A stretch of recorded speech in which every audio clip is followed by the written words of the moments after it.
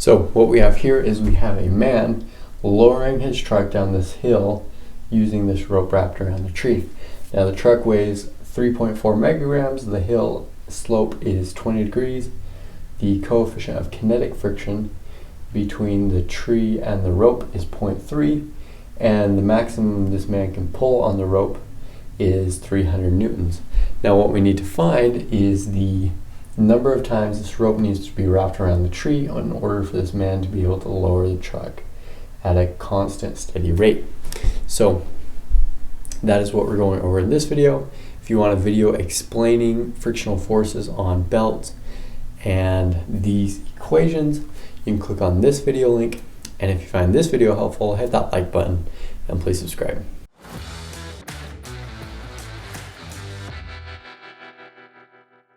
So the first thing we want to do is we want to know what variables are what, and in this case we are solving for beta, so we're probably going to be using this version of the equation. Remember, these two are the same and just in different forms.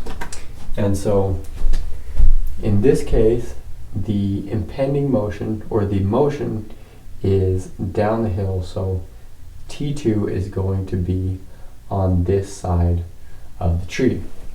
And to find T2, that will be the force due to gravity of the truck going down the hill, so the component that is parallel to the hill. And so we have gravity pulling down this way, and then there's a component perpendicular to the hill, or normal to the hill, and then we have one that's parallel to the hill.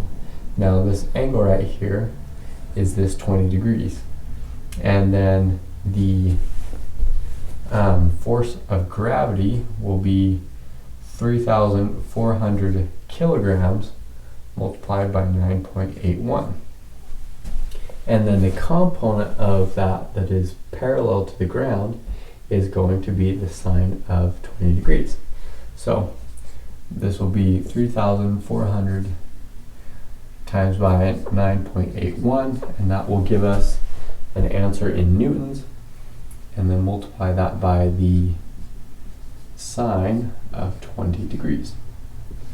And what we get is that equals 11,408 newtons. And then T2, or T1, sorry, is going to be the man pulling on this rope, which is 300 newtons. And then we have that mu sub k, the coefficient of kinetic friction, is 0.3. So solving for beta, we get that is the ln of T1 divided by, or T2 divided by T1, which is 11,408 newtons divided by 300 newtons, and all of that divided by the coefficient of kinetic friction, which is 0.3. Plug that into your calculator, and you get that beta measured in radians is 12.128 radians.